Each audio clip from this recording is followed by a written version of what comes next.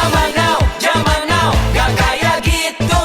Zaman now, gak perlu ribetin. Zaman now, gak perlu ke bank. Zaman now, Tua gampang. mantar BRI Digital Saving.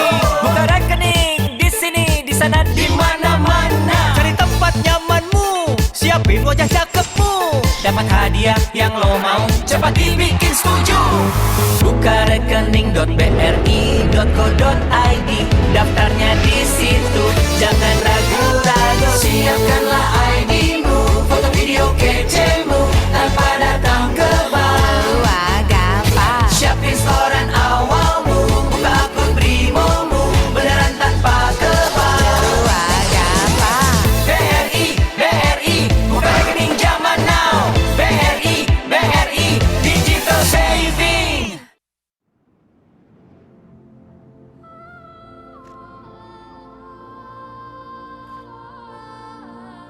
We are what we think.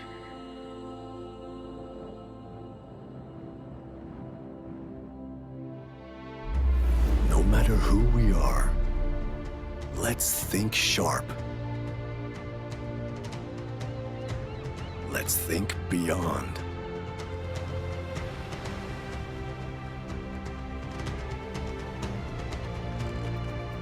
Let's think different.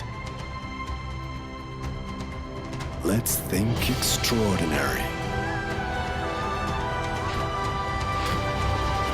Let's think phenomenal. And let's make it come true. Think big with Mirai Asset.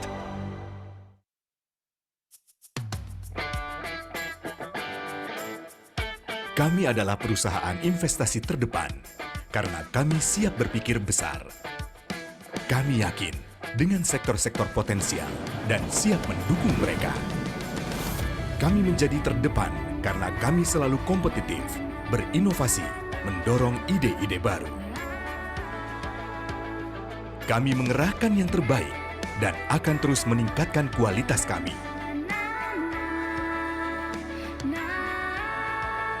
Kami mengokohkan pencapaian tertinggi karena kerja keras dan kepercayaan Anda. Itulah mengapa kami terus memimpin dan berinovasi.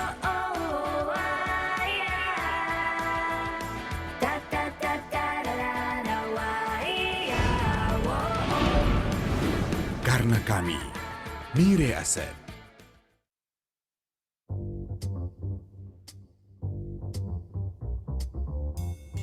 Ini bukan soal menambah koleksi mobil. Ini tentang berpikir besar untuk masa depan. Ini bukan saatnya berpikir konvensional.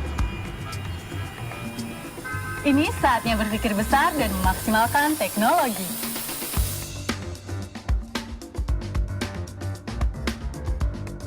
Ini bukan tentang diri sendiri.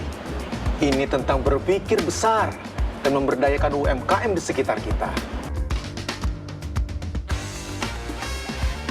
Think Big untuk kehidupan lebih ramah lingkungan.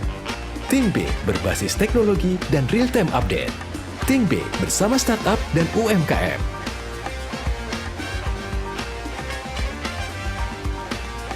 Karena kita berpikir besar, kita pilih Mirai Asset.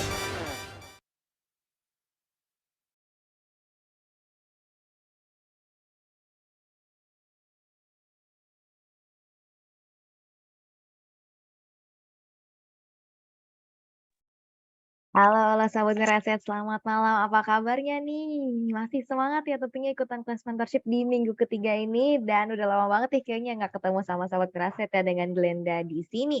Dan tentunya Sahabat Ngeraset, terima kasih banyak ya yang sudah bergabung di kelas mentorship. Biarpun malam-malam gini ya, mungkin ada yang pulang kantor, ada yang pulang kuliah gitu ya.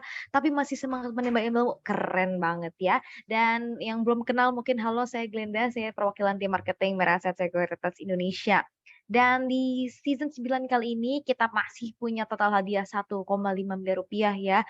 Buat yang kemarin udah daftar grup league juga, selamat bertanding ya, berkompetisi bersama dengan teman-teman kamu karena yang average profit return rate-nya paling tinggi, tentunya bakal dapat hadiah juga seperti kategori-kategori yang lain. Dan buat kamu mungkin atau teman-temannya nih ada yang masih belum daftar, sok silakan daftar, masih terbuka lebar ya pendaftarannya, terutama kalau kamu daftarnya pakai RDN BRI itu hadiahnya bakal lebih banyak lagi.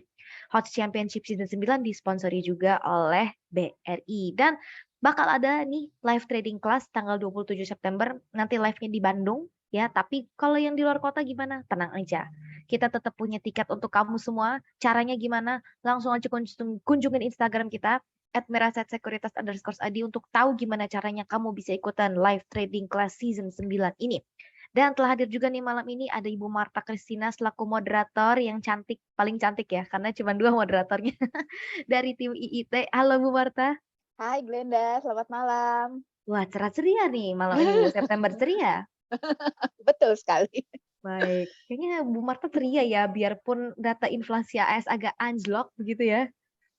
Gak apa-apa Glenda, yang penting kita positif. Nah, itu dia yang penting kan Bu ya, karena tradingnya di pasar Indonesia di HSG. Iya. Dan tentunya selain Bu Marta telah hadir juga bersama kita mentol yang paling muda, cakep. Ferdian David, halo. Halo Kak Linda. Wih, kinclong hari ini Fer. Apa? Hari ini kinclong nih kayaknya. Porto Returnnya kinclong nih double jangan-jangan. Iya, portonya. Amin. Wah, Amin. beneran tuh kayaknya Bu. Kalau jawabannya amin sih kayaknya bener ya. Oke, dan teman-teman sahabat Wirasat tentunya pengen tahu kan gimana cara profit kinclong seperti Ferdian David ini. Saya pun masih pengen belajar ya. Dan tentunya di malam hari ini spesial Ferdian akan ngasih materi. Sebelum itu saya akan bacain disclaimer terlebih dahulu ya.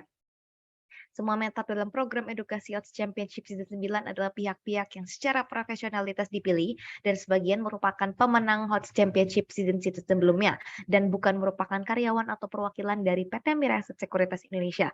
Jadi segala pernyataan yang nanti bakal dikasih sama mentor dalam program edukasi ini itu murni ya dinyatakan sama mentor secara pribadi dan bukan representatif atau perwakilan dari Miraset. Dan meskipun semua upaya pengawasan juga telah dilakukan untuk memastikan keakuratan informasi yang tersedia, semua informasi dalam program edukasi ini dipublikasikan untuk tujuan informasi umum saja ya. Miraset gak menjamin bahwa informasi yang terkandung atau tersedia di sini adalah benar, valid, patut, atau juga sesuai untuk tujuan tertentu. Dan semua informasi dalam program edukasi ini sama sekali nggak mempromosikan atau mensupport kamu yang mendukung kamu membeli saham tertentu loh ya. Dan video ini juga nggak dapat digunakan sebagai alat bukti dan atau barang bukti terkait pertanggungjawaban hukum atas hasil keputusan investasi peserta. Peserta mengerti dan menyadari sepenuhnya bahwa dalam melakukan investasi dan atau transaksi efek di pasar modal mengandung resiko-resiko investasi. Oleh karenanya peserta wajib bertanggung jawab terhadap segala keputusan investasi dan atau tindakan yang diambil sehubungan dengan informasi yang didapat dari program edukasi ini. Peserta dengan ini membebaskan Miraset sepenuhnya dari segala bentuk tanggung jawab, kerugian, tuntutan yang timbul, kerusakan, biaya dan pengeluaran sehubungan dengan pengambilan keputusan investasi dan atau tindakan yang diambil terkait dengan informasi dalam program edukasi ini. Jadi loss atau gain ya ditanggung sendiri ya, sahabat Miraset. Mudah-mudahan cuan semuanya.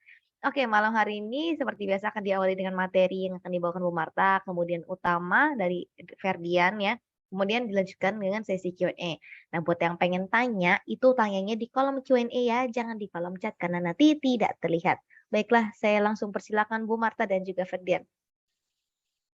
Baik, terima kasih Glenda untuk openingnya. Jadi selamat malam sahabat Miraset semuanya. Jadi untuk materi minggu ini, jadi ini akan sangat-sangat menarik. Jadi sahabat Miraset patut menunggunya. Saya kasih bocorannya. Jadi salah satu materinya adalah tentang arah. Nah, udah tahu ya, kebayang ya semua pasti pengen ya cuannya berlipat-lipat. Sebelum sampai ke materinya Ferdian, jadi Ferdian saya izin untuk menyampaikan sedikit dulu ya Ferdian. Ya Bu, silakan. Iya, jadi dari saya hari ini bahasnya nggak bahas apa-apa. Jadi kita bahas YouTube Mirai Aset. Jadi sahabat Mirai Aset, karena kita punya kegiatan edukasi itu banyak sekali dan salah satunya adalah kami selalu publish lewat YouTube. Jadi untuk sahabat Mirai Aset yang mau tahu tentang kegiatan edukasinya sahabat Mirai, kegiatan edukasi yang diadakan oleh Mirai Aset, jadi sahabat Mirai Aset bisa langsung masuk ke YouTube-nya Mirai Aset Sekuritas. Di situ ada beberapa kegiatan yang kita adakan secara rutin. Setiap pagi Itu setiap hari bursa kita punya morning meeting, itu dimulai jam 8 pagi, itu setiap Senin sampai Jumat. Kemudian kita punya stock session yang dimulai jam 13.20 setiap hari Selasa dan Rabu. Dan juga kita punya KBSA bersama emiten di setiap hari Kamis di jam 2 siang. Dan semua kegiatan ini sahabat Miraset bisa ikuti baik nasabah ataupun non nasabah. Nah, yang pasti sahabat Miraset klik tombol subscribe-nya di sini karena kita sedang road to 100K ya Glenda. Jadi semoga bisa segera terwujud nih subscribernya untuk YouTube-nya Mirai Aset Sekuritas. Nah, ada apa aja sih di YouTube-nya Mirai Aset? Dan sahabat Mirai Aset kita punya yang namanya live event, kemudian juga, nah itu kegiatan-kegiatan edukasi itu kita adakan secara live, kemudian kita juga punya edukasi yang bentuknya video yang sudah direkam sebelumnya, dan juga kita punya entertainment video. Dan untuk yang live event, kita punya morning meeting, tadi jam 8 atau jam 8:10 ya, itu ada apa aja, isinya itu kurang lebih isinya itu adalah tentang market review, kemudian market update, research report update, dan juga nanti ada rekomendasi secara teknikal. Jadi di situ nanti ada rekomendasi baik secara teknikal, fundamental, dan juga ada tentang market. Dan sahabat Mirai Aset, kalau misalnya ketinggalan untuk videonya, itu nanti bisa langsung masuk ke YouTube dan nanti bisa diputar ulang. Sementara itu kita punya setiap hari Selasa dan Rabu ini kita punya yang namanya stock session. Nah, ini membahas market live nih pas jam bursa, jam di menjelang sesi 2.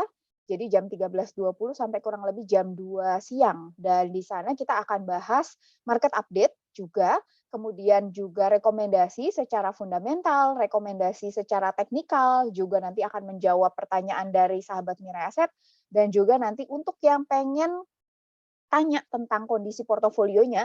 Jadi misalnya portofolionya sedang berdarah-darah gitu ya, pengen mencoba diselamatkan, cari jalan keluarnya, nanti boleh masuk ke sesi curhat porto di stock session. Kemudian kita punya KBSA Live spesial bersama emiten. Jadi ini adalah bincang-bincang bersama emiten. Kita akan mengundang setiap minggunya satu emiten dan yang akan dibahas itu adalah tentang prospek, kemudian juga tantangan, peluangnya di industri. Dan sahabat Mirai Aset nanti bisa join kegiatan ini juga live atau bisa lihat videonya langsung. Sudah ada ada kurang lebih saat ini 40 emiten yang sudah kami undang ke sini. Jadi kalau misalnya sahabat Mirai Aset pengen tahu tentang prospeknya, terutama untuk yang pengen invest, mau tahu langsung dari sisi emitennya bisa masuk ke sini. Untuk online edukasi, nah untuk online edukasi ini yang sifatnya video, kita punya yang namanya Superstock, ini yang diadakan, jadi ini adalah video yang diupload gitu ya secara reguler. Kita punya monthly strategi, kemudian punya makro juga, ada industry analysis, company initiation, dan juga company update. Jadi ini sebenarnya dari riset report itu dibuat dalam bentuk video supaya sahabat Mirai Aset lebih gampang dalam mencernanya. Jadi nggak perlu lagi repot dibaca. Kita punya BBM juga. Nah, ini kalau yang mau tanya atau mau tahu lebih banyak tentang menu-menu yang ada di HOTS dan juga ataupun strategi investasi, trading seperti itu. Nanti sahabat Mirai Aset bisa buka video yang judulnya BBM, Belajar Bareng Mirai Aset. Nah, jadi di situ ada penjelasan tentang investment products, fundamental analysis, technical analysis, dan juga HOTS, fitur-fitur dari HOTS. Dan kita punya edukasi video yang mengundang, jadi mewawancarai mereka yang hebat. Jadi namanya Hidden Masters, ini nanti Glenda yang akan membawakan kegiatan ini. Jadi kita undang orang-orang yang hebat ataupun pemenang-pemenang dari HOTS Championship. Jadi Ferdian sendiri juga ada videonya di sini. Jadi nanti sahabat Mirai Aset bisa langsung lihat. Oke, kita juga punya Eureka. Nah, ini sifatnya lebih umum untuk Eureka. Jadi ada tentang investasi ataupun tentang bisnis secara keseluruhan. Nah, ini ada beberapa video lagi yang bisa sahabat Mirai Aset lihat. Nah, kalau untuk entertainment-nya, nah ini nanti bisa langsung dilihat untuk entertainment-nya. Jadi sahabat Mirai Aset, demikian. Jangan lupa yang pasti adalah subscribe YouTube-nya Mirai Aset Sekuritas. Jadi sahabat Mirai Aset nggak akan ketinggalan video-video terbaru dari Mirai Aset Sekuritas Indonesia. Oke, tanpa membuang waktu lagi, kita langsung masuk ke materinya Ferdian. Silakan Ferdian. Oke, terima kasih Bu. Saya izin share dulu ya. Ya, silakan Ferdian. Pak, udah terlihat? Sudah. Oke.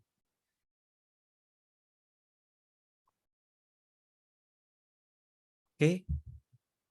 Selamat malam sahabat Mirai Aset semuanya. Jadi kita berjumpa lagi ya untuk ke minggu ketiga ini untuk sesi mentorship HOTS Championship Season 9 ini.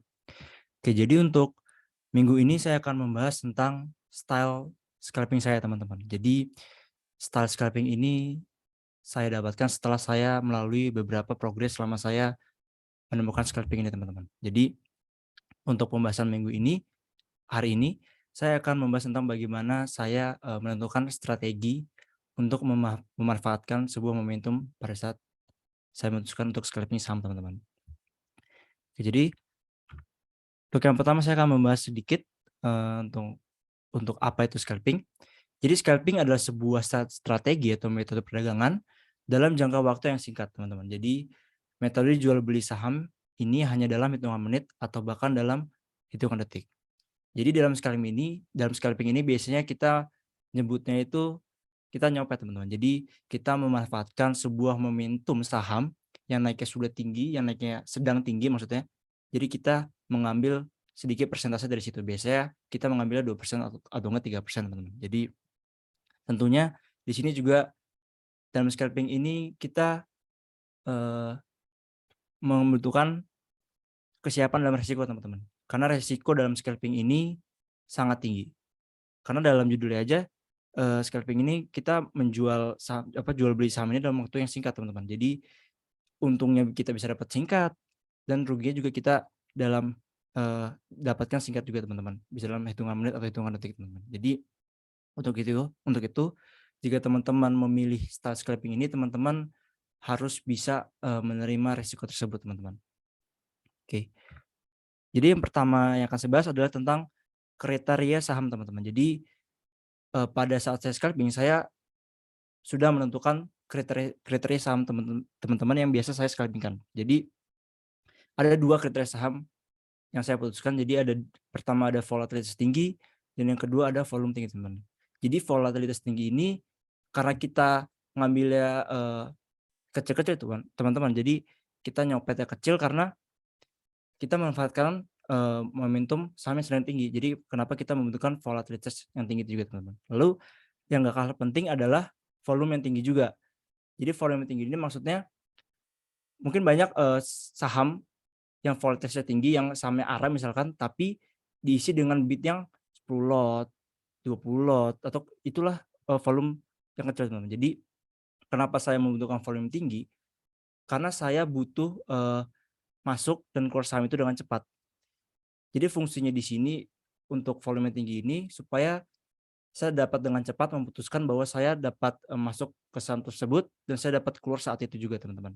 Jadi itulah mengapa saya membutuhkan saham volatilitas yang tinggi serta volume yang tinggi juga, teman-teman.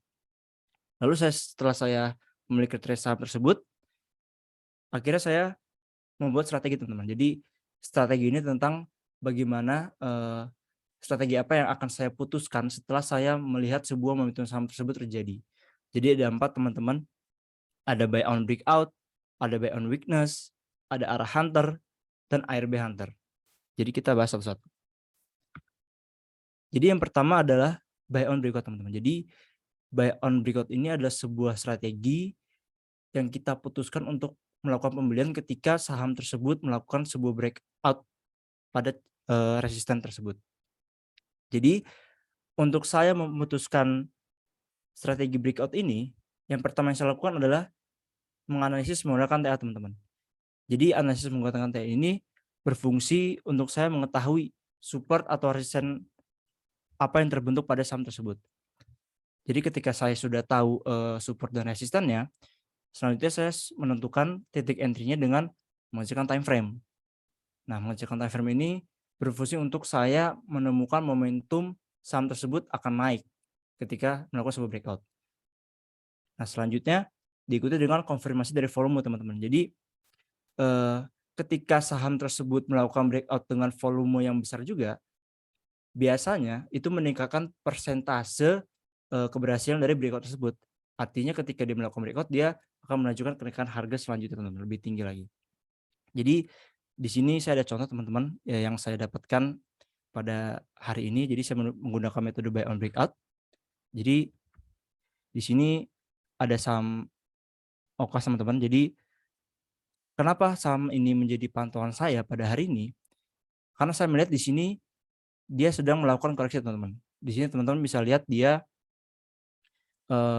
kemarin sedang mengalami breakout, jadi sedang mengalami ketinggian. Pada saat dia sedang melakukan momentum tinggi ini, teman-teman, dia sedang melakukan koreksi pada saat ini. Jadi pada saat dia koreksi, dia ingin mendekati area resist sebelumnya. Nah, biasanya ketika saham tersebut koreksi mendekati area resistance sebelumnya, dia akan menjadi support area resist ini. Jadi di sini saya memanfaatkan pantulannya tersebut, teman-teman. Jadi teorinya ketika saham tersebut koreksi ke area support, secara tidak langsung dia akan melakukan pantulan. Jadi setelah saya melakukan screening, jadi OKAS ini ada dalam pantauan saya, selanjutnya saya ingin menemukan kapan momentum saham ini akan mantul, teman-teman. Jadi di sini saya melihat dengan menghasilkan time frame. Jadi saya menggunakan time frame 1 menit, teman-teman. Jadi di sini saya menemukan momentum saham ini akan melakukan pantulan sekitar jam 9.40 sampai 9.50, teman-teman. Jadi pada saat itu saya melihat di sini ada sebuah area resisten dan support yang terbentuk, teman-teman. Jadi yang pertama saya menggunakan TA ini untuk mencari resisten dan supportnya. Jadi di sini ada area resist di 184, teman-teman. Nah, ketika dia melakukan breakout di sini, saya melihat di sini dia ada peningkatan volume, teman-teman. Artinya ada sebuah market maker yang sedang mengakumulasi saham tersebut hingga dia ingin melakukan breakout di sini. Nah, ternyata setelah dia breakout di sini, teman-teman, pada candle ini, dia diikuti dengan volume yang besar juga. Nah, seperti saya sudah bilang sebelumnya, kalau misalnya dia melakukan breakout diikuti dengan volume yang besar, artinya dia meningkatkan probabilitas kalau saham ini valid breakoutnya. Artinya kalau misalnya dia valid breakoutnya, dia akan melanjutkan kenaikan harga. Nah, di sini pada saat pagi tadi saya memutuskan untuk beli pada saat candle ini tutup, teman-teman. Jadi saya belinya di sini di area 186 atau 187. Nah, di sini saya udah buat skema. Ketika kalian sudah menentukan titik entry-nya, kalian harus juga sudah menentukan kapan harus cut loss. Jadi di sini saya sudah tentukan kalau area cut loss-nya di bawah 184. Karena itu sudah di bawah area resist sebelumnya, teman-teman. Nah, seperti itulah untuk buy on breakout, teman-teman. Jadi intinya untuk kita bisa lebih yakin lagi kalau dia benar-benar buy on breakout, benar-benar breakout, dan kita bisa memutuskan buy on breakout, kita harus pastikan setelah dia breakout, dia harus diikuti dengan volume yang besar, teman-teman. Nah, itu dapat meningkatkan probabilitas kalau breakout ini valid.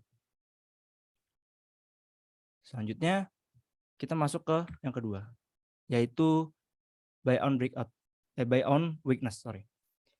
Jadi buy on weakness ini sebuah strategi di mana kita memanfaatkan area koreksi pada saat saham tersebut sedang naik tinggi-tingginya. Jadi kapan saya memutuskan untuk melakukan strategi buy on weakness? Jadi yang pertama saya lakukan adalah menganalisis menggunakan technical analysis, teman-teman. Jadi di sini fungsinya sama seperti tadi, saya melihat area support atau kita bisa memprediksi di mana pantulan tersebut untuk memantul lagi dengan mengetahui supportnya di mana. Jadi setelah saya tahu, saya menentukan titik entry pada area koreksi pada time frame yang kecil, teman-teman. 1-5 menit. Lalu biasanya untuk meyakinkan lagi, pada bid offer terdapat bid yang biasa ditahan pada saat koreksi. Nah, di sini juga ada contoh, teman-teman. Masih di sama-sama di saham OKAS, di mana saya memanfaatkan momentum pada saat dia naik. Pada saat dia naik tinggi-tingginya di sini. Setelah dia melakukan breakout, dia naik tinggi, teman-teman. Nah, biasanya setelah dia naik tinggi, dia akan cenderung akan melakukan koreksi terlebih dahulu karena ada orang yang sedang melakukan take profit biasanya. Nah, di sini saya tunggu dulu teman-teman. Pada saat dia koreksi, saya ingin melihat area supportnya di mana. Di sini saya melihat pada saat dia mantul di area sini, dia melakukan pembalikan teman-teman. Lalu pada saat dia mantul di area memasuki area sini, dia mengalami pemantulan juga. Nah, di sini saya memutuskan kalau di sini adalah area supportnya teman-teman. Dan yang lebih yakinkan lagi, saya melihat juga volumenya teman-teman. Jadi pada saat dia koreksi, volumenya juga menurun di sini. Artinya ketika dia melakukan koreksi dan volumenya juga menurun, artinya tekanan jualnya berkurang. Nah, biasanya ketika market maker ingin melanjutkan kenaikan harganya lagi, biasa dia menunggu tekanan jual itu berkurang. Lalu di sini akhirnya saya memutuskan untuk beli pada saat dia sudah melewati fase sideways di sekitar sini. Dia naik di sini teman-teman. Dan saya juga melihat volumenya juga teman-teman. Di sini volumenya juga meningkat ya. Jadi setelah tekanan jual menurun, diakhiri dengan volume kecil ini dan akhirnya dia juga meningkat. Nah, di sini saya memutuskan beli di area penutupan candle ini teman-teman. Di area sini, penutupan candle ini. Nah, di sini saya sudah membuat skenario kalau misalnya saya akan melakukan cut loss di bawah daerah sini. Di bawah area supportnya. Nah, itu tentang buy on weakness. Jadi intinya pada buy on weakness ini kita bisa harus melihat dengan jeli tuh tentang bagaimana saham ini melakukan sideways sebenarnya. Jadi pada saat melakukan sideways, kita juga bisa lihat volumenya kayak gimana. Jadi per sideways itu biasanya saya menunggu volume itu mengecil teman-teman. Jadi karena volume tersebut mengecil artinya tekanan jual tersebut sudah hilang dan market maker biasanya bisa melanjutkan pembelian lagi sehingga menaikkan harga tersebut. Nah, syaratnya biasanya untuk saya melakukan strategi buy on weakness ini, dia tuh harus melakukan kenaikan yang tinggi dulu teman-teman. Jadi ini kan ada kenaikan tinggi. Nah, itu syaratnya teman-teman. Kenapa? Karena ketika dia naik tinggi, biasanya dia akan membentuk pola cangkul kalau teman-teman tahu.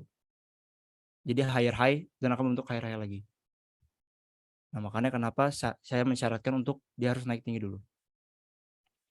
Nah, selanjutnya kita masuk ke arah hunter. Nah, arah hunter ini sebuah strategi di mana saya memanfaatkan optimisme pasar teman-teman. Jadi biasanya arah hunter ini atau saham sedang arah, biasanya dia akan melanjutkan kenaikan harganya sangat kencang keesokan harinya. Jadi saya memutuskan untuk arah hunter, biasanya saya melihat dia harus melakukan penutupan di sini teman-teman. Harus melakukan penutupan di area tertinggi dia di sini.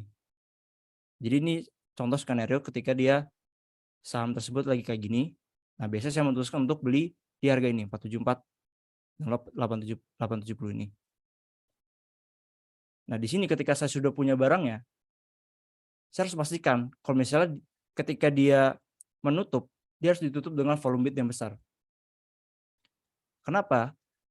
Karena biasanya ketika harga paling atas tersebut ditutup dengan volume bid yang sangat besar, artinya market maker ini sudah punya skema teman-teman.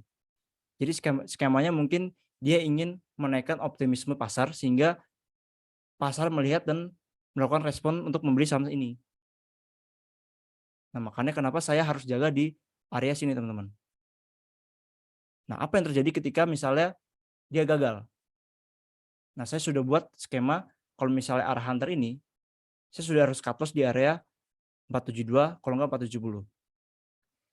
Jadi ketika 474 ini misalnya ada 100.000 lot, lalu tiba-tiba ada yang buang barang banyak teman-teman. Nah, itu saya harus udah siap tangan saya gitu di area cut loss ini 472, 470. Nah, itu fungsinya untuk mengamankan aset saya. Soalnya kalau misalnya ada tekanan jual itu biasanya dia suka mengalami penurunan yang sangat drastis gitu. Kalau misalnya gagal. Nah, apa yang terjadi apabila dia naik lagi kayak gini? Ya udah saya beli lagi dengan skema sama seperti tadi. Jadi intinya saya tuh benar-benar memanfaatkan momentum ini dengan cara memastikan kalau misalnya di area paling tinggi ini harus ditutup dengan volume besar. Kalau misalnya dia nggak menutup dengan volume besar atau bahkan kayak gini dalam penutupan nanti, ya saya akan buang barangnya karena tidak sesuai dengan skema yang telah saya buat. Nah, selanjutnya ada ARB Hunter, teman-teman. Jadi ARB Hunter ini sebuah strategi gimana saya memanfaatkan kepanikan yang terjadi, teman-teman. Jadi syarat saya menggunakan strategi ini adalah dia harus ARB berjilid-jilid. Kenapa? Karena kalau misalnya ARB berjilid, artinya dia ada tekanan jual terus-menerus. Nah, biasanya ketika tekanan jual terus-menerus, maka ketika dia mendekati area supportnya, biasanya dia akan dinaikkan lagi oleh market maker. Nah, yang kedua, memastikan ada pembelian dengan volume, lalu titik entry di area harga terendah. Nah, di sini saya ada contoh, teman-teman, di mana pada hari ini saya juga menggunakan strategi ini, ARB Hunter, di mana ini chart daily kemarin, teman-teman. Jadi untuk sampan ini dia ARB berjilid, teman-teman. Nah, di sini saya lihat dia sudah mendekati area supportnya di sini. Nah, di sini saya ingin memanfaatkan momen pantulannya itu, teman-teman. Jadi untuk saya bisa tahu di mana momentumnya itu, saya di sini melihat mengecilkan time frame yaitu 1 menit, teman-teman. Jadi di sini kita lihat pada saat pembukaan dia langsung ARB ya, teman-teman. Di mana di sini dia ada tekanan beli yang besar di sini, volume yang besar. Nah, di sini saya tetap tunggu dulu, teman-teman. Jadi saya pada ARB Hunter ini saya menunggu ada market maker yang membeli barangnya di saham ARB. Kenapa? Karena ketika ada market maker yang membeli harga tersebut dengan yang volume yang sangat besar, artinya dia punya skema dan barangnya pun besar. Artinya kita bisa berpikir kalau misalnya nggak mungkin nih market maker ini langsung bisa buang ke kiri, walaupun mungkin cuma kemungkinan kecil lah karena dia sudah punya barang yang sangat banyak. Nah, di sini saya menunggu, teman-teman. Di sini kuncinya adalah saya menunggu sampai volume ini mengecil. Kenapa? Karena saya berpikir kalau misalnya pada area bawah tentunya masih ada tekanan jual yang besar di sini. Lalu saya lihat juga pada chart dia membentuk area resisten di sini, teman-teman.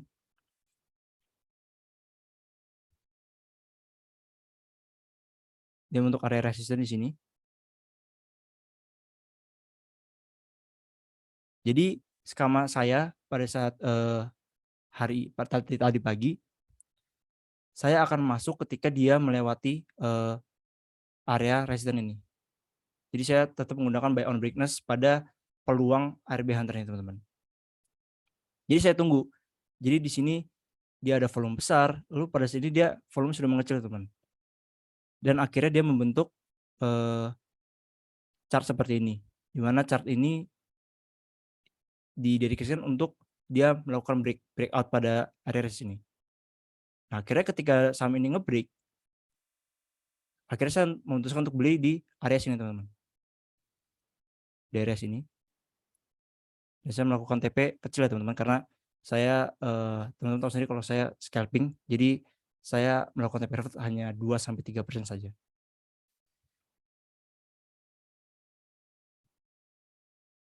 Oke, jadi itu keempat strategi yang biasanya saya gunakan untuk saya melakukan scalping, teman-teman. Nah, setelah tersebut strategi tersebut saya dapatkan selama saya berprogres gitu pada dalam scalping, di mana tentunya ada jatuh bangunnya juga teman-teman. Jadi mungkin teman-teman bisa belajar gitu dari strategi yang saya buat dan bisa beradaptasi mengenai strategi teman-teman juga yang udah dibuat. Mungkin itu yang bisa saya sampaikan pada hari ini. Saya kembalikan ke Bu Marta. Baik, terima kasih Ferdian. Wah, asik banget ya materinya. Jadi dari tadi saya sibuk nyatet, jadi belum baca pertanyaan. Jadi sahabat Mireset buat yang mau nanya, ayo silakan. Saya yakin juga sahabat Mireset pasti dari tadi nyimak banget. Jadi makanya pertanyaannya juga masih belum banyak nih. Abis ini baru mulai banyak nanya. Oh ya, by the way kita nanti di akhir ada sesi running text ya. Jadi untuk sahabat Mireset yang nanti pengen dianalisa sahamnya nanti, tapi ya jangan sekarang ditulisnya ya. Nanti di akhir baru kita bahas beberapa saham ya Ferdian nanti. Oke, Ferdian, ini ada materi lagi, ada pertanyaan beberapa nih Ferdian. Yang paling banyak ditanyakan itu adalah cara screeningnya. Jadi apakah misalnya nih Ferdian tadi yang buy on breakout, buy on weakness, ARA atau misalnya ARB Hunter untuk Ferdian screening sendiri itu secara manual atau pakai menu tertentu di HOTS atau seperti apa? Kalau saya sih biasanya manual, Bu. Jadi seperti saya udah bahas di minggu pertama, jadi cara screening saya itu pada malamnya itu saya lihat di stock gainer. Jadi saya lihat saham apa aja saya analisis satu-satu, terus ngeliat chartnya kayak gimana, terus melakukan technical analysis juga apabila mendekati support atau resisten, ya saya akan udah buat skenario lah kayak gitu. Iya, jadi sebentar.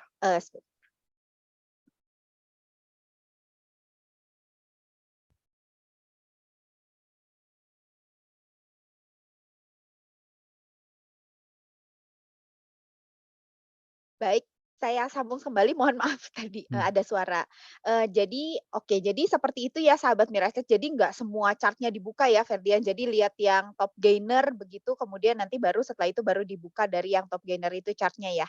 Ya. Ya, oke Ferdian, kita ke pertanyaan lagi, pertanyaan berikutnya. Nah, Ferdian kalau misalnya kalau screening-nya sendiri berarti kan dilakukan sebelum market buka ya atau pas malamnya ya? Ya. Ya, jadi karena ini ada sahabat Mireset yang nanya kalau misalnya kita screening-nya pas market lagi jalan nanti ketinggalan dong. Iya, apalagi kalau misalnya kita mau trading-nya terutama di setengah jam pertama ya Ferdian. Ya, benar. Jadi tentunya itu kita udah harus siapkan dulu planning-nya dari malamnya atau pagi-paginya nih sahabat Mireset. Dan kemudian ini ada pertanyaan lagi sebentar saya sambil baca ya sahabat Mireset. Oke, oh ada yang nanya recording. Nah, kalau recording nanti diberikan ke emailnya sahabat Mireset di akhir HCS 9 ya. Jadi nanti dikirimkan. Jadi nggak perlu sahabat Mireset repot-repot nanti. Jadi nanti dikirimkan. Kemudian, nah kalau ini Ferdian, kalau misalnya yang berarti semua untuk yang buy on breakout, buy on weakness itu berarti kita tetap carinya di sebelum market buka ya. Sebenarnya itu juga bisa pas kita cari pas saat marketnya buka, cuma biasanya kita ngulang dari awal lagi sih. Cuma lebih ke wait and see aja sampai saham itu terbentuk pola-pola pattern apakah sideways kayak tadi. Pokoknya sampai kita bisa mengidentifikasi kalau saham tersebut ada resist kalau nggak support, baru bisa kita membuat strategi itu. Iya. Oh, karena pas market buka juga mungkin yang nggak ada di watchlist-nya Ferdian, kemudian nanti keluar gitu ya di running trade, misalnya naiknya tinggi, volatilitasnya tinggi yang seperti Ferdian bilang, volumenya tinggi jadinya bisa jadi pantauan seperti itu ya? Ya, betul. Iya, oke. Ferdian ini ada yang tanya, kalau misalnya berarti kan tadi ya buy on breakout, buy on weakness, berarti secara keseluruhan kita tetap melihat saham dalam, terutama yang untuk dua ini ya, buy on breakout dan buy on weakness. Berarti yang tetap dilihat itu secara umum trennya adalah tren yang naik kan ya? Ya, ya itu yang harus dipastikan tren ini sedang lagi manggung lah istilahnya. Jadi kalau misalnya sedang manggung, otomatis dia memiliki volatilitas yang tinggi juga. Nah, begitu. Ya. Nah, kecuali mungkin yang ARB Hunter, nah itu yang memang trennya turun begitu ya. Ya. Tapi kalau misalnya Ferdian sendiri berarti untuk yang ARB Hunter secara resiko berarti itu sebenarnya lebih beresiko ya Ferdian? Ya, Atau lebih sebenarnya beresikonya kalau misalnya kita nyangkut sih. Itu makanya saya, memutuskan masuk itu ketika ada big player lah yang masuk. Ada yang nge-HK banyak lotnya gitu. Jadi itu secara nggak langsung merasa saya aman kalau misalnya, wah ini bandarnya punya barang banyak nih, nggak mungkin dong langsung jual karena nggak ada yang mau nampung juga jualannya kan. Nah makanya kenapa di sini saya nunggu dulu, jadi saya tinggal ngekor aja sebenarnya. Iya, jadi memastikan bahwa ada volume yang mendukung di situ ya, Ya betul. ada volume yang sudah yang sudah besar. Nah, Ferdian ini ada yang tanya, kalau misalnya untuk buy on breakout dan buy on weakness, itu Ferdian lihat bid offer nggak? Ya sebenarnya ngelihat sih, cuma untuk, materi kali ini kayak lebih ke teknikalnya dulu. Karena kalau secara bid offer biasanya secara umumnya ya bid-nya ditebalkan kayak gitu. Misalnya ada sebuah penebalan pada harga tertentu, fraksi tertentu, ada bid yang sangat tebal. Biasanya itu juga, mengikuti chart-nya juga, begitu. Karena nanti akan terefleksi di chart-nya ya, ketika misalnya, transaksinya lagi rame otomatis volumenya naik begitu ya? Ya Jadi betul, sebenarnya dari chart itu udah terefleksi gitu ya, Ferdian? ya. Ya. Nah, Ferdian ini ada yang tanya, kalau misalnya, kan tadi kan Ferdian pakai time frame-nya tuh berarti untuk yang buy on breakout, buy on weakness itu kan pakai time frame kecil juga ya, 1 sampai 5 menit ya? Mmm, iya. Ya. Nah, itu untuk memastikan trennya secara keseluruhan itu adalah trennya naik, itu Ferdian kombinasi lagi nggak dengan, time frame yang lebih panjang? Iya. Biasanya kayak tadi, saya pertama tuh awalnya memastikan dulu kalau misalnya dia di saham daily-nya ini lagi bagus. Misalnya kayak tadi saya, sebutkan sama Okas tadi, dia kan memang trennya lagi naik nih. Nah, kita tinggal tunggu koreksinya aja. Nah, makanya setelah kita udah pastikan saham ini momentumnya lagi uptrend, ya udah kita tinggal nunggu momentumnya dengan cara mengecilkan time frame tersebut, gitu, Bu. Oke, baik. Terima kasih, Ferdian. Kita lanjut ke pertanyaan berikutnya. Nah, Ferdian ini yang menarik nih. Kan kadang kan kita lihat ya di bukan di bid over, di running trade. Kalau misalnya Ferdian misalnya pagi ngecekin running trade gitu kan biasa suka ada yang spam spam dan jadi dannya cuma Mmm. satu satu satu. Nah, itu kan secara frekuensi besar, tapi sebenarnya yang dannya tuh nggak banyak. Nah, kalau Ferdian sendiri menghindari nggak sih masuk ke saham yang seperti itu atau oke aja gitu? Kalau saya sih, menghindari ya, karena memang biasanya yang dannya satu itu biasanya dia cuma menarik, respon market-nya aja.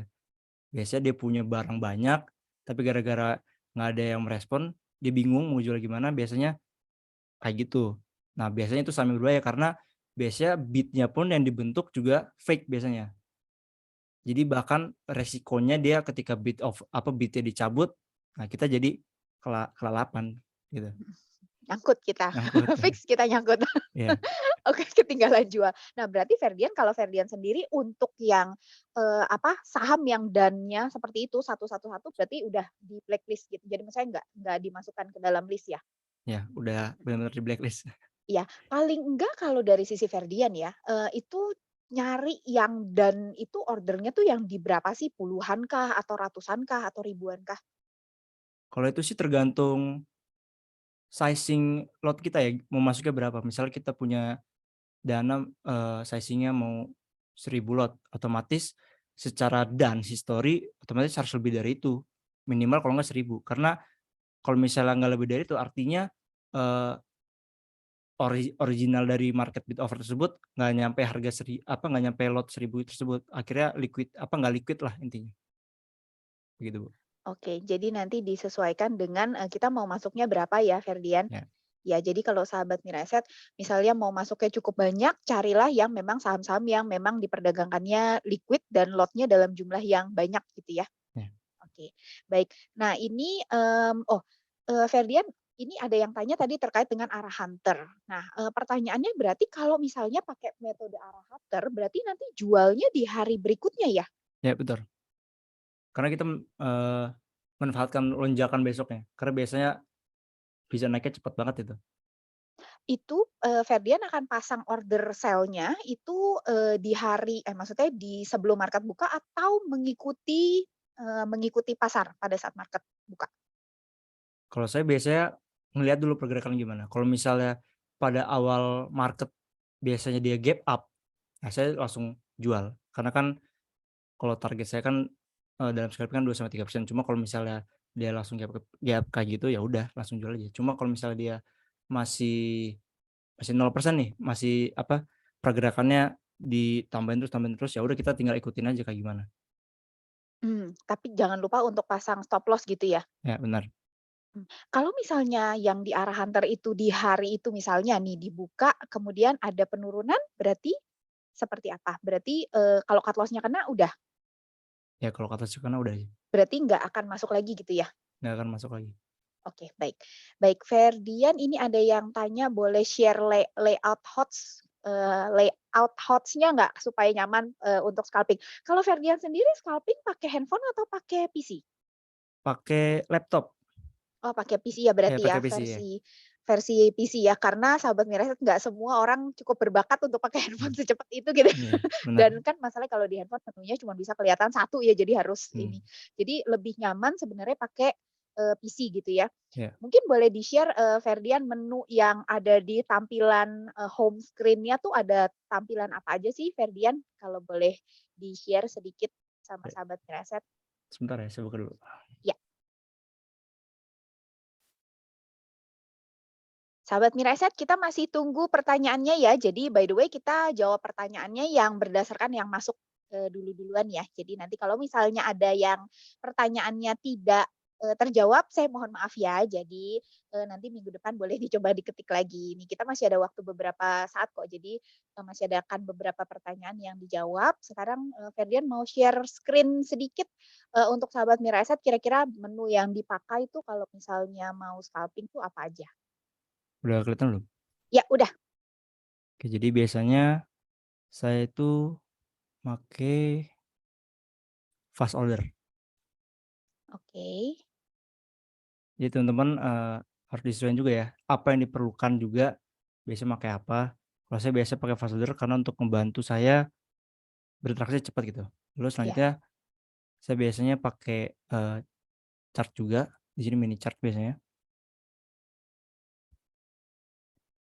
Jadi chart ini fungsinya ketika saya nemu sahamnya, saya langsung bisa ke chartnya juga. Lalu ada stock gainer. Stock gainer di sini.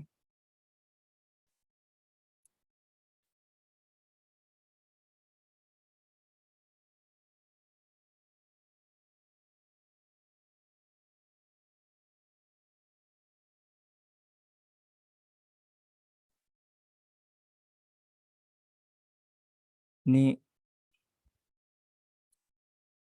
saya baru buat sini layoutnya. Nggak apa-apa, nggak usah di layout nggak apa-apa Ferdian, tapi kurang lebih ada menu lain kah? Nggak usah di layout nggak apa-apa. Jadi sahabat Miraset paling nggak ada gambarannya aja. Jadi selain ini juga saya pakai running thread. Anda bisa klik ketik running thread juga. Biasanya keempat ini sih yang saya gunain buat saya scalping gitu. Oke, berarti Cuma biasanya sebenarnya kenapa saya nggak ada di sini? Biasanya saya atur lagi. Soalnya ini kan bisa di send out nih. Iya. Saya atur lagi makanya nggak terstruktur sini. Iya, baik. Berarti kurang lebih 4 menu ini ya Ferdian. Jadi stock gainer, ada fast order, kemudian mini chart, running trade. Jadi kurang lebih sama kok kayak yang kita pakai. Saya juga pakainya ini, cuma rezekinya aja yang beda ya. Bercanda-bercanda ya. Ayo sahabat Miraset, kita lanjut lagi ke pertanyaannya. Ferdian ini ada yang nanya, pernah nggak kekunci di ARB Kak? Kalau misalnya kekunci di ARB berjilid-jilid gimana keluarnya? Nah itu pernah sih, itu kayak pengalaman yang pahit lah. Jadi itu pas awal-awal scalping lah. Pas awal scalping jadi ngelihat ada gitu di YouTube ARB Hunter. Jadi saya ikutin aja. Saya benar-benar nggak tahu analisis. Jadi benar-benar ada yang ARB beli. Emang itu lagi naik, cuma ARB pertama saya beli dan akhirnya nyangkut. Dan saya baru bisa jual itu setelah dia ARB ke-3 atau ke-4 gitu. Saya langsung cut loss gitu. Itu dalam juga cut loss-nya. Jadi itulah resiko kalau misalnya kita nyari maksudnya di ARB itu resikonya di sana ya Ferdian. Ya, resikonya gede banget kalau misalnya nyangkut. Makanya kalau bisa sih ikutin itunya aja, ikutin market maker ya. Kalau bisa jangan beli di harga ARB-nya banget. Intinya ada yang ngambil barang, ya udah diikutin aja kayak gitu, biar lebih aman. Baik, seperti itu ya sahabat Mira Asset. Jadi semoga sahabat Mira Asset nggak ada yang kena ARB berjilid-jilid ya. Oke, oh ya Ferdian ini ada yang nanya. Ada yang penasaran, katanya Mas Ferdian kalau presentasi keberhasilan dengan metode yang tadi Mas Ferdian sampaikan tuh keberhasilannya berapa persen sih? Kalau presentasi keberhasilan sih nggak nentu sih, bisa ya bisa di bawah 50%, bisa di atas 5%, cuma intinya sizing-nya sebenarnya. Jadi ketika dia berhasil misalnya, size-nya besar, ya udah kita dapat segitu. Misalnya walaupun gagal tapi size-nya kecil, nah nggak seberapa kan. Jadi intinya kalau misalnya kalian profit 10 kali, terus misalnya strategi tersebut gagal 1 kali, jangan sampai gagalnya ini menutupi seluruh profitnya. Jadi menurut saya persentasenya itu, persentase keberhasilan nggak penting, yang penting sizing-nya itu kayak gimana, kayak gitu. Nah, saya jadi penasaran. Dari keempat metode itu, kalau misalnya yang tadi Ferdian sampaikan gitu ya, kalau misalnya keempat-empatnya nih Ferdian pas ada sahamnya empat-empatnya, porsi sizing-nya akan seperti apa? Mana yang menurut Ferdian itu punya chance itu lebih besar dibandingin yang lain? Chance yang lebih besar sih sebenarnya di saham yang ARA ya sebenarnya. Tapi biasanya di saham ARA ini kemungkinan berhasilnya juga 50-50 gitu juga. Tapi paling yang prioritas sih saham ARA biasanya. Begitu. Oke, berarti yang ARA dulu kemudian kalau boleh diurutin nih Ferdian. Oh, kalau diurutin yang ARA, ARB, buy on breakout, dan buy on weakness biasanya. Oke, seperti itu ya sahabat Mira Asset tadi sudah disampaikan oleh Ferdian. Jadi nanti kalau sahabat Mira Asset bertanya-tanya kalau ketemu empat-empatnya gimana gitu ya, mau sizing-nya seperti apa tadi Ferdian udah sampaikan. Berarti yang Yang ARA Hunter, ARB Hunter, kemudian buy on breakout, baru buy on weakness gitu ya. Ya, benar. Oke, sip. Thank you Ferdian. Kita lanjut lagi ke pertanyaan berikutnya. Kalau misalnya misalnya contohnya kayak yang Pani tadi ini ada pertanyaan. Kalau misalnya gap up, pada saat scalping itu apakah dikejar di HK atau ditunggu dulu nih Ferdian? Kalau misalnya gap up kayak tadi, sebenarnya tadi tuh pas saya masuk itu memang benar gap up. Cuma saya melihat dari bid offer lagi. Nah itu beda lagi. Jadi ada dari sisi bid offer-nya, jadi saya ngebaca bid offer-nya itu dia ada penebalan di kirinya gitu. Jadi mengapa saya bisa memutuskan untuk masuk? Jadi saya mengikuti alur market maker menaikkan saham tersebut. Oke, baik. Baik Ferdian, kita ke pertanyaan berikutnya. Selanjutnya, sahabat Mira Asset nanti jam 8 kita mulai sama running text ya. Jadi 5 menit ini kita jawab pertanyaan dulu yang ada. Nanti kita buka di jam 8 ya, Glenda. Kita lanjut ke pertanyaan berikutnya. Kalau misalnya buy on breakout, kemudian tadi mungkin kurang lebih sama nih pertanyaannya. Tapi kalau yang tadi kan contohnya yang ARB Hunter. Kalau yang buy on breakout, intinya adalah kalau misalnya naiknya besar, gitu ya. Itu kalau misalnya mau dikejar tuh syaratnya apa Ferdian? Kenapa Bu? Kalau Tadi agak nggak misalnya, dengar. kalau misalnya ada buy on breakout nih, kadang kan misalnya buy on breakout tuh pasti naiknya udah tinggi. Kita misalnya udah naik 7%, udah naik 10% gitu ya. Syarat kita untuk kalau misalnya kita tetap mau kejar tuh seperti apa?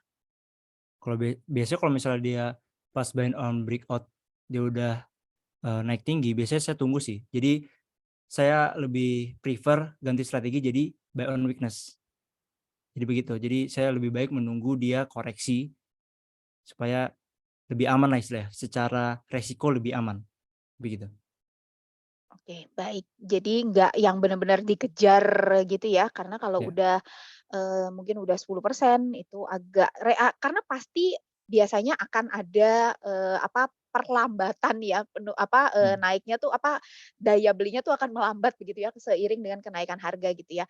Oke. Nah, Ferdian ini ada yang tanya kalau misalnya untuk scalping itu Ferdian akan buy di satu harga aja atau di beberapa harga? Tergantung Bu, kalau misalnya kayak buy on breakout gitu biasanya saya beli di satu harga. Nah, tapi kalau misalnya di buy on weakness, saya biasanya nyicil dulu deh di area sideways-nya. Nah, ketika dia di area sideways tersebut mengalami break dan ada volume besar juga, volume peningkat gitu, saya biasa juga nambah porsi juga di situ. Jadi tergantung gimana kondisinya, begitu. Oke, baik. Jadi, seperti itu sahabat Miras. Jadi kalau buy on weakness itu bisa di beberapa harga ya, tapi lihat lagi nanti, chart-nya juga, volumenya juga gitu ya, Ferdian? Ya, benar. Ya. Nah, Ferdian kalau tadi kan kita ada ngomongin, saham yang tren gitu ya, yang trending. Kalau misalnya di saham yang secara trennya itu adalah sideways, kalau dari Ferdian sendiri pertimbangannya ini termasuk yang dipilih nggak sih saham yang sideways ini? Kalau misalnya untuk saham sideways itu kurang sih menurut saya, karena saya kan benar-benar harus pilih saham yang dari awal tadi ya, yang kriteria saham tadi itu ada volatilitas tinggi dan volume saham yang tinggi. Otomatis kalau misalnya di saham sideways artinya dia masih belum ada momentum nih. Artinya kalau misalnya dia walaupun naik kencang pada saat itu, ketika dia masih di saham sideways artinya dia bisa mengalami penurunan, jadi nggak ada momentumnya. Jadi yang saya pilih itu benar-benar yang sahamnya lagi manggung, kalau nggak ada momentumnya lah begitu. Oke, baik. Terima kasih Ferdian. Dan kalau misalnya indikatornya, Ferdian untuk di chart-nya sendiri selain volume ada pakai indikator apa lagi? Kalau saya biasanya pakai volume aja sih. Pakai volume aja. Nah, Berarti yang misalnya seperti MA gitu-gitu pakai nggak? saya kurang pakai kalau jarang pakai. Jarang Saya pakai ya? ya Oke, jarang pakai. berarti beneran lihat chart-nya tuh harga sama volume begitu Ya ya? harga sama volume. Benar. Baik, baik Ferdian, kita ke pertanyaan terakhir ya. Jadi, coba sebentar. Nah, sebentar. Nah, ini Ferdian ada pertanyaan, kalau misalnya, gimana sih taunya, saham itu ada nggak sih tanda-tanda bahwa saham itu akan, ditutup di, arah? Kalau dari sisi Ferdian sendiri, pengalaman Ferdian seperti apa? Ya biasanya tanda-tandanya misalnya kalau misalnya dari chart, dia misalnya udah nge-break pola tertentu, misalnya pola pattern pennant misalnya. Terus dia ingin harganya pada saat itu mendekati arah. Nah, biasanya itu akan ditutup area. Terus misalnya kalau misalnya dia sedang all time high kayak gitu, dia biasa akan menutup area juga. Cuma kalau misalnya dari volume, pas volume pada saat dia arah, biasanya saya melihatnya dari pergerakan market maker-nya menggerakkan harganya tiap fraksi kayak gimana. Jadi kalau misalnya pada saat mendekati arah dia terus-terusan membatasi gitu, terus ngeganjel nih kirinya. Jadi walaupun ada yang jual banyak, tapi kirinya tetap ditambah-tambahin terus. Nah, artinya itu ada sebuah skema bahwa saham ini bakal arah gitu. Oke, baik. Baik Ferdian. Dan kita akan masuk ke sesi running text. Jadi, Ferdian nanti kita akan tanya 3 saham ya Ferdian. Ya. Jadi sahabat Mira Asset boleh dimasukkan saham yang ingin sahabat Mira Asset, ketahui, untuk analisanya. Jadi silakan kita nanti akan buka untuk 3 saham. Jadi sambil nunggu, Ferdian kita ada ini Ferdian ini ada yang nanya, kalau misalnya kan mungkin ya untuk, scalper, atau enggak mungkin scalper pemula ini biasanya tuh ada yang takut nih ngelihat market di 30 menit awal. Utamanya adalah misalnya takutnya marketnya terlalu tinggi, apalagi kalau misalnya mau beli ya, takutnya terlalu tinggi. Kalau dari Ferdian sendiri ada ini nggak, ada tips nggak untuk, untuk buat mereka yang masih takut nih masuk, misalnya di menit-menit awal. Padahal sebenarnya 30 menit awal tuh kan salah satu periode yang bisa dibilang Iya. sangat, golden periode emas lah ya gitu ya. Dari Ferdian ada tips nggak? Kalau misalnya masih takut sih menurut saya nyobain dulu lah 1 lot. Jadi teman-teman jangan sampai intinya melewatkan momentum 3 bulan pertama karena itu benar-benar emas banget. Jadi kalau misalnya masih takut, ya cobain dulu 1 lot karena kalau 1 lot kan nggak berarti apa-apa kan. Jadi teman-teman bisa mencoba metode-metode pada saat 30 menit pertama, nyobain buy on breakness atau buy on weakness gitu. Jadi teman-teman bisa ya coba satu lot dulu lah, kayak gitu. Oke, berarti mulainya dari yang kecil dulu ya, Ya benar. Ferdian. Baik baik. Ferdian, ini ada apa, udah mulai masuk, saya buka, untuk yang menit ke-1, ke-2, ke-3, sama ke-4 ya. Jadi yang pertanyaan yang pertama nih, Ferdian, yang pertama kali masuk itu sahamnya SMDM. Boleh dibantu nggak Ferdian untuk analisanya? Ya, sebentar. Sambil ditunggu ya sahabat Mirai Aset, jadi nanti Ferdian bantu analisanya. Itu tadi menit ke-1. Menit ke-2, orang pertama yang masuk menit ke-2 ada saham PSKT. PSKT. Sekarang kita masuk ke menit yang ke-3. Jadi orang pertama yang mengetik di menit ke-3. Sebentar ya.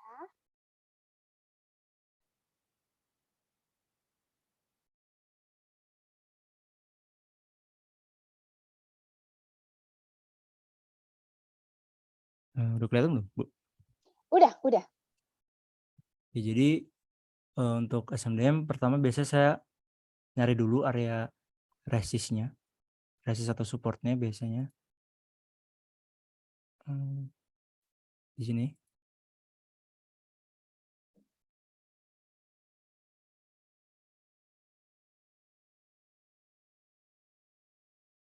Oke.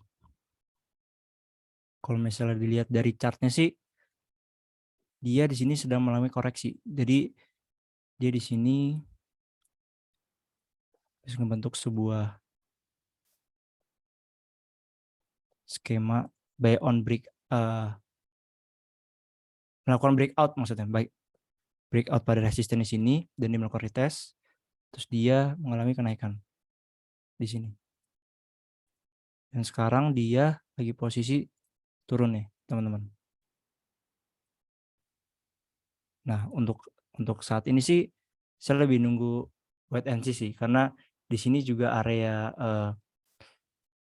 support terdekat dia juga masih jauh di sini. Jadi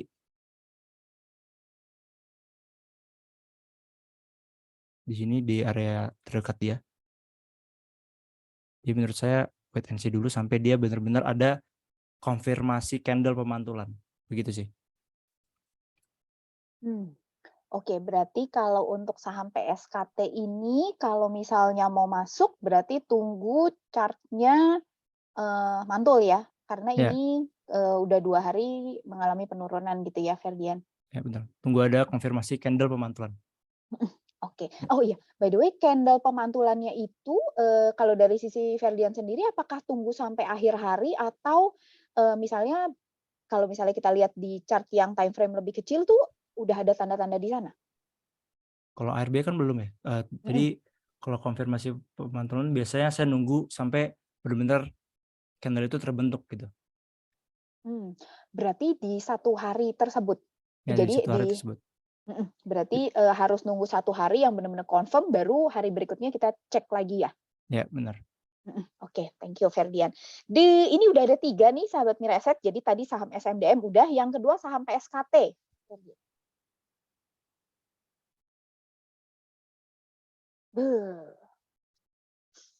Luar biasa nih pilihannya nih sahabat Mirai Aset.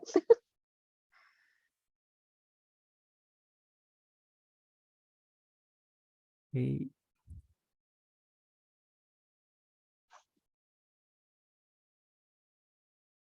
Kalau untuk PSKT ini saya lihat di sini ada sebuah pattern ya. Cup and handle.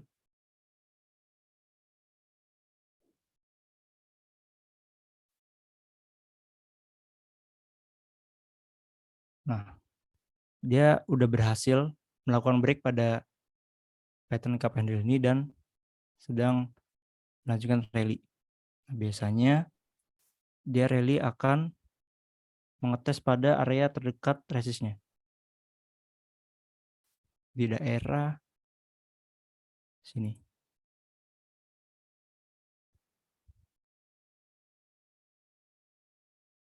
Nah, karena dia udah mendekati area terdekat resistnya, jadi buat teman-teman bisa wait and see dulu karena dia bisa jadi menutup juga dan melanjutkan juga di sini. Gitu. Jadi target pertama itu dia udah mendekati. Jadi kalau misalnya ini tembus, dia bisa melanjutkan ke target kedua. Gitu, Bu. Oh, berarti kalau misalnya untuk saham PSKT ini, Ya. kalau misalnya besok itu naik, berarti bisa dibikin plan untuk pembelian nih, Ferdian, atau tunggu dulu? Kalau saya sih melihatnya dia akan ngetes dulu ya di area target pertama dulu. Jadi kalau misalnya dia mana nih? Kalau misalnya dia besok berhasil nge-break kayak gini, nge-break target pertamanya, bisa dijadiin pantauan sih, bisa dijadiin strategi buat melakukan pembelian. Oke. Berarti ditunggu candle besoknya bisa tembus atau enggak di level 106 ya berarti ya, Ferdian? Ya, 106. Oke, baik. Baru kemudian nanti kalau misalnya confirm besok baru nanti bisa dipantau targetnya itu adalah 127 begitu ya? Ya, betul. Ya, oke, baik. Satu lagi, Ferdian, ini yang terakhir masuk ya, itu adalah saham Dewa. Dewa. Nah, Nah, kombinasi nih. Jadi ada yang tadi naiknya luar biasa, yang ini turunnya udah 3 hari. kalau Dewa, saya lihat di sini ada resist. Di sini supportnya dia dari saham 50 ya. Oke, kalau di saham Dewa ini dia udah berhasil nge-break area resistnya di sini. Jadi dia udah setelah melakukan break, dia sudah melakukan kenaikan harga, lalu mantul juga daerah sini, ini retest, lalu dia menaikkan harga lagi, dan sekarang sedang melakukan retest pada area supportnya yang sebelumnya jadi resist, teman-teman. Jadi kalau misalnya untuk strategi ini sih bisa saya melakukan area pembelian sih kalau di sini. Biasanya saya karena dia udah mendekati area supportnya, jadi ini bisa melakukan strategi buy on weakness kayak gitu. Berarti layak dipantau untuk saham Dewa ini ya, kalau misalnya bisa bertahan di level yang ini ya, Ferdian, berarti di sekitar 80 ya ini ya? Ya, sekitar 80 sampai 77. Oke. Jadi kalau misalnya bisa bertahan, paling nggak di level 77 tadi ya? Ya. Kalau misalnya itu ada potensi. Nah, kalau misalnya nggak bisa bertahan, berarti bye-bye. Ya, karena di sini juga resikonya udah bagus kok. Nah, gini. Secara resiko juga udah bagus. Jadi bisa dipertimbangkan juga, bisa jadiin pantauan. Oh, oke. Kalau misalnya di level 77 itu berarti stop loss-nya nanti di level? Di bawah sini. Di bawah Sekitar area supportnya sebelumnya. 76. 76. Oke, berarti 76, nggak 75 lah. ya nggak terlalu jauh ya, jadi Ya. sekitar 2 poin ya. Nah, Ya. itu sahabat Miraset udah ada ya plannya, udah saya tanyain.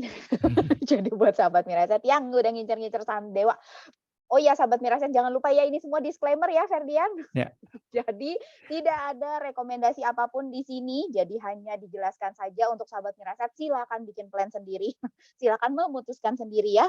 Terima kasih Ferdian untuk hari ini. Wah, menarik sekali nih materinya. Jadi sahabat Miraset punya banyak ilmu persiapan untuk trading besok. Semoga besok marketnya hijau. Ferdian, terima kasih untuk materinya. Kita akan ketemu lagi di minggu depan yang pastinya dengan materi yang tidak kalah menarik. Dan untuk sahabat Mirai Aset juga terima kasih sudah mengikuti kegiatan mentorship di malam hari ini. Semoga besok tradingnya bisa untung berlipat-lipat gitu ya. Dan sekarang saya akan kembalikan ke host kita yang cantik. Blenda, silakan. Baik, terima kasih banyak Ferdian dan juga Bu Marta atas materinya malam hari ini. Ya, sahabat Beresat, sekali lagi disclaimer nggak ada ajakan untuk beli, nggak ada ajakan juga untuk menjelek-jelekan saham tertentu. Ini semua murni analisis aja. Mudah-mudahan membantu ya buat trading plan-nya sahabat Beresat ke depannya. Terima kasih banyak Ferdian dan Bu Marta. Dan aku juga mau ngingetin seperti tadi Bu Marta telah dibahas. Makasih loh Bu, udah bahas YouTube saya ya. Karena Semoga 100.000 nih besok. Wah, terima kasih. Nah, karena kita lagi rangka road to 100.000 subscribers di YouTube. Nah, kita lagi ngadain event nih buat sahabat Beraset semuanya, khusus buat nasabah ya. Jadi nonton stock per session ya tiap hari Selasa sama Rabu itu jam 13.20. Nanti kalau tiba-tiba ada QR code di kanan bawah layar itu langsung aja kamu scan dan kamu bisa mendapatkan kesempatan menangkan RDN Rp100.000 ada buat 100 orang pemenang dan grand prize-nya itu ada RDN Rp500.000 buat 10 orang pemenang ya. Jadi cuan banget ya. Dan silakan ya sahabat Beraset jangan lupa untuk nonton terus kelas mentorship setiap hari Selasa. Rabu, Senin juga ada Om Ben, ada Michael Yo, ada Ferdian. Terus jangan lupa yang mau ikutan live trading class nanti 27 September di Bandung dan di OIOI cabang terdekat di kota kalian. Buat Oh detailnya iya. gimana, nanti langsung kunjungi Instagram kita @mirasetsekuritas_id.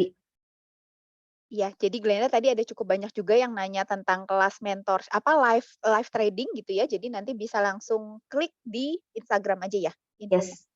Nanti tentunya akan diumumin gimana cara kalian bisa dapetin tiketnya dan gimana caranya kalian bisa daftar. Jadi nanti pantengin aja di Instagram kita @mirasetsekuritas_id. Baiklah, terima kasih banyak Ferdian dan Bu Marta. Kita jumpa lagi di sesi mentorship minggu depan. Udah gak kerasa ya minggu keempat ya minggu depan. Ya. Baik, terima Selamat kasih malam banyak. Selamat malam. semuanya. Dadah.